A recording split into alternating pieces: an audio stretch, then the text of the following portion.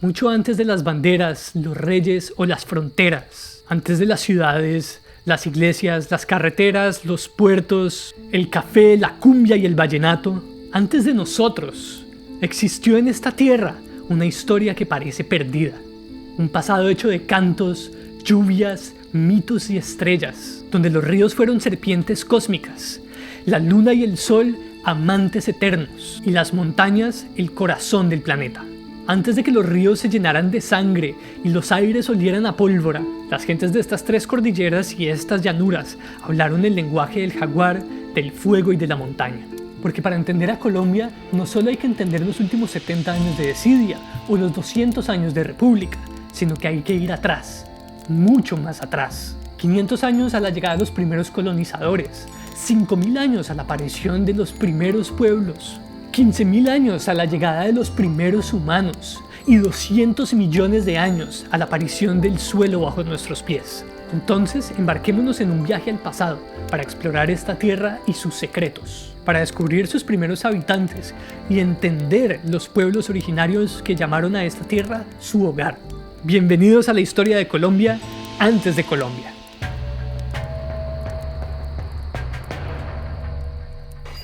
Para comenzar esta historia hay que viajar a un tiempo remoto, cuando los dinosaurios aún caminaban sobre la Tierra. Hace 200 millones de años el planeta se veía muy distinto a lo que conocemos ahora. Asia, África, Europa y América aún no habían nacido, sino que se amasaban en un supercontinente llamado Gondwana.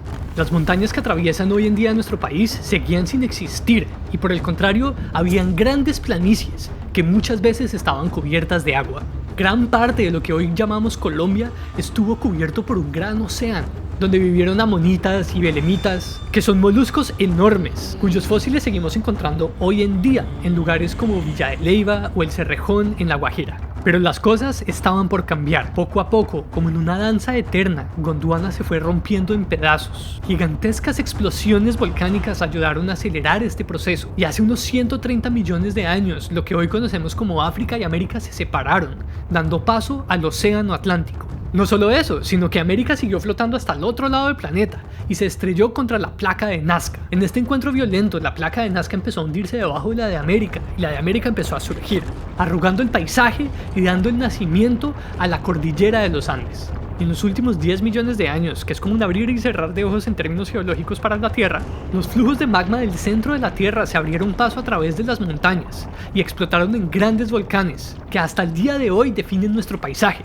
Este fue el nacimiento de nevados como el Ruiz, el Tolima o el Galeras, que estuvo cubierto de nieve hasta hace muy poco. Es acá donde entramos a un tiempo más cercano al nuestro. En los últimos 10 millones de años, las montañas que hoy conocemos y que definen a Colombia empezaron a formarse, separándose y dándole paso a las tres cordilleras. Allí, en las empinadas laderas de los Andes, la naturaleza siguió abriéndose paso, adaptándose poco a poco a la cambiante geografía. Porque es que hay que entender algo muy importante sobre este rincón del mundo. Y es que esta esquinita del mundo se ganó la lotería con sus laderas, con sus montañas, sus volcanes, el clima tropical y la cantidad de lluvia que viene desde el Pacífico. Eso nos hace en el país más lluvioso del planeta. Todos estos elementos en conjunto dieron paso a los miles de biomas que hoy existen en nuestro país. Mientras que en otros lugares del mundo, como en las estepas rusas, hay kilómetros y kilómetros donde no pasa absolutamente nada, en Colombia es imposible andar siquiera algunos minutos antes de que la geografía cambie completamente. Cada montaña, cada ladera, cada lago son su propio mundo. Cuando los Andes se levantaron hacia los cielos, rápidamente crearon murallas geológicas que separaron estos biomas entre uno y otro. Allí se formaron valles y cañones que separaron especies de peces y de plantas y de otros mamíferos durante millones de años. El resultado fue una explosión evolutiva. El lugar en el mundo donde más especies existen por kilómetro cuadrado. Más vida que en cualquier otro lugar del mundo. Y así, durante eones, la naturaleza continuó su camino. Los vientos trajeron nubes y lluvia, que trajeron agua, que crearon cañones. El frío formó glaciares y en medio de tanto cambio apareció un nuevo invitado, los humanos. Porque después de un viaje épico de más de 2000 siglos desde la sabana africana, los antepasados de los indígenas llegaron hasta aquí, hace unos 18.000 años más o menos. Es más, hay indicios de que hubo dos migraciones grandes, una hace unos 20 o 18.000 años y otra posterior, hace unos 12 o 13.000 años. Y aunque es imposible saber quiénes eran, lo que sí sabemos es que probablemente llegaron en canoas navegando por la costa, que usaron también para adentrarse hacia el territorio usando los ríos, y luego escalaron las montañas, hasta llegar hasta los rincones más remotos del país, como por ejemplo la Orinoquía y el Amazonas. Estos primeros habitantes no se asentaron en ningún lugar en específico, sino que iban de aquí para allá todo el tiempo, en busca de presas, frutos y nuevos paisajes que conocer. De este periodo hay poquísimas pistas, pero de vez en cuando los arqueólogos se encuentran con algo que nos da una mirada hacia el pasado, como en una cueva en el Huila, al borde del río Magdalena, el lugar donde probablemente se haya encontrado la pista de humanidad más antigua de toda Colombia. Allí, hace unos 15.000 años, alguien afiló una piedra y encendió un fuego, y tal vez miró hacia las mismas estrellas que miramos nosotros. Lo mismo ocurrió, por ejemplo, en la sabana de Bogotá, en lugares como Tocancipá y Soacha, donde grupos humanos dejaron su huella, dejando herramientas y otros desechos que hoy en día podemos estudiar. De ellos sabemos que comieron frutos y animales gigantes como mastodontes o perezosos enormes, y que consideraron estos elementos importantes porque los dejaron pintados en las paredes de las cuevas. Pero la sabana no fue el único lugar donde los humanos dejaron su huella simbólica.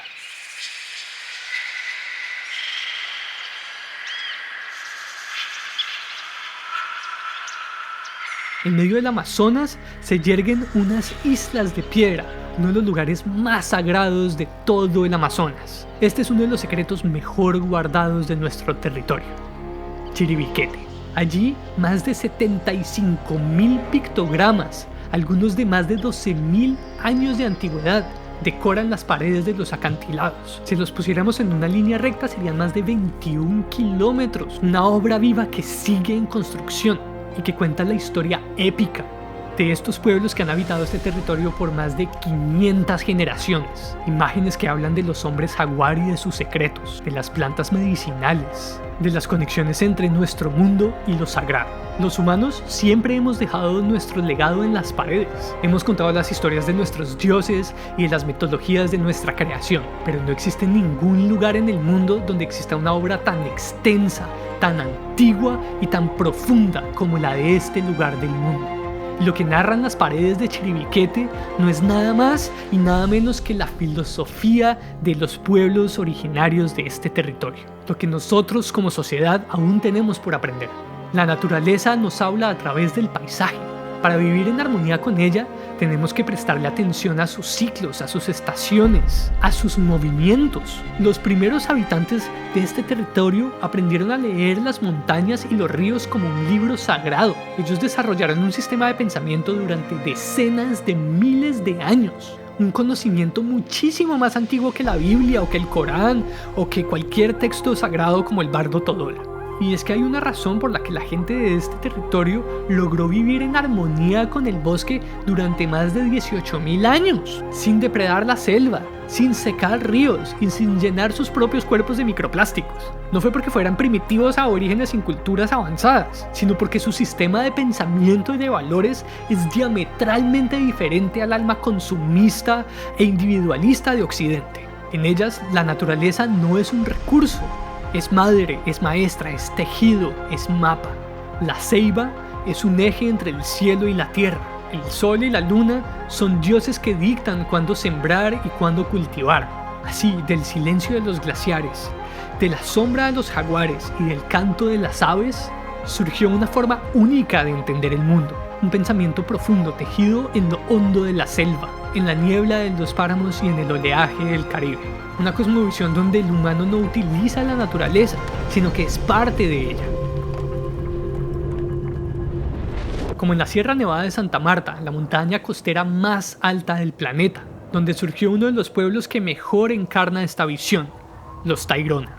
Allí donde los picos nevados tocan el cielo y los ríos bajan en espiral hasta el Caribe, esta cultura construyó terrazas de piedra, canales de riego y caminos en piedra, además de centros ceremoniales que resistieron el paso del tiempo y llegan hasta nuestra época. Para los taironas, la sierra no era solo su hogar, era el centro, el corazón del mundo.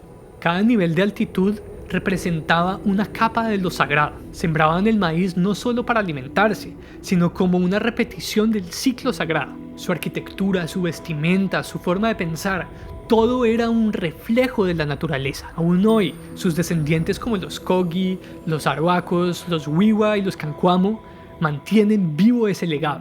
Hablan del equilibrio perdido, de escuchar la voz de la montaña, de volver a ver la naturaleza como aquello a lo que pertenecemos, no como lo que nos pertenece. Pero esa conexión con el territorio no es única de esta cultura.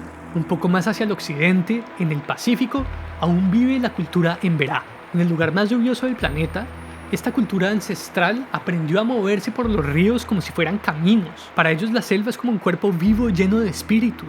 Cada árbol tiene dueño, cada río tiene su guardián. Su medicina tradicional no separa lo físico de lo espiritual.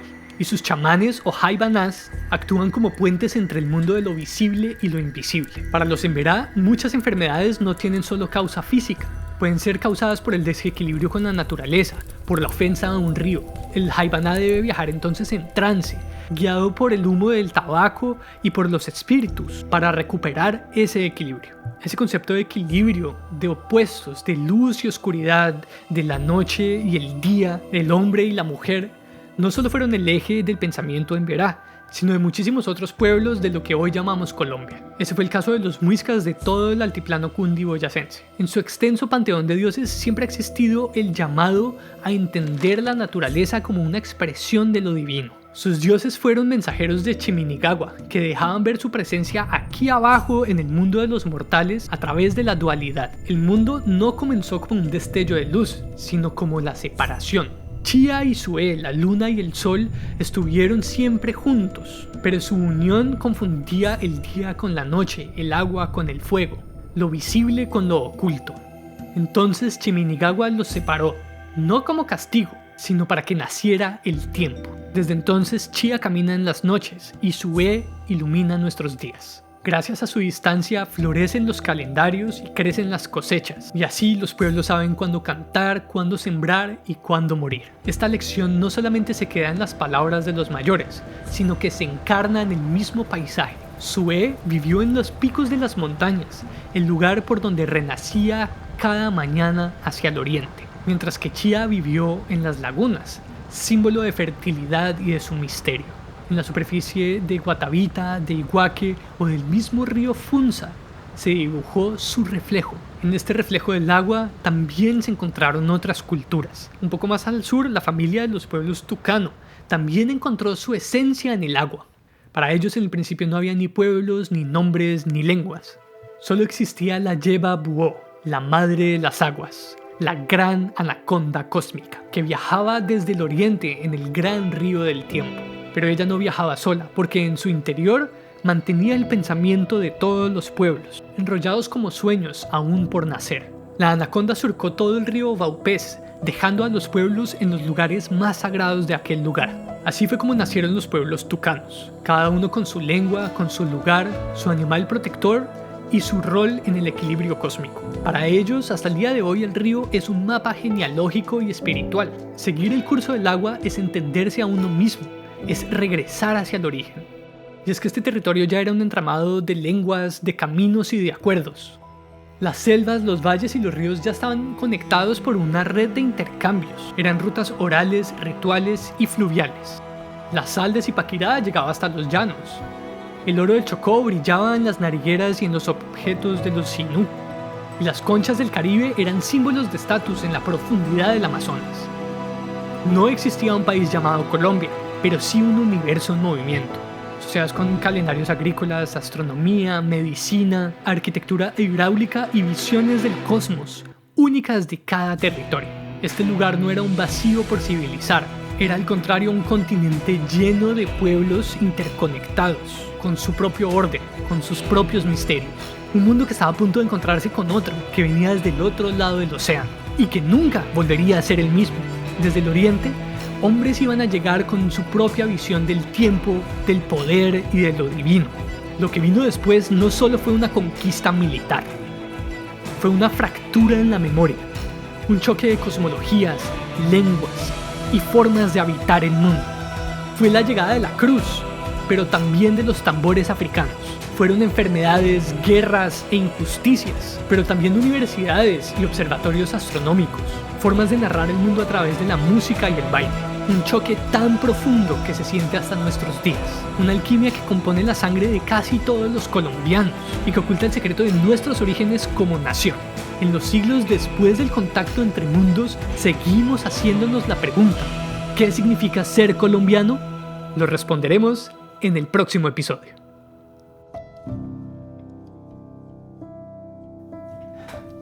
La producción de estos videos toma bastante tiempo y esfuerzo, pero ustedes pueden ayudarnos a producir más, haciéndose miembros de este canal aquí. También pueden suscribirse y activar la campanita, y compartir con sus amigos y familiares. De verdad, muchísimas gracias a todos los suscriptores y sobre todo a los miembros del canal, que hacen que esto sea posible mes a mes. Como les mencionaba antes, este mes voy a estar trabajando en un video sobre los primeros años de la conquista española, y cómo fue el encuentro de esos dos mundos.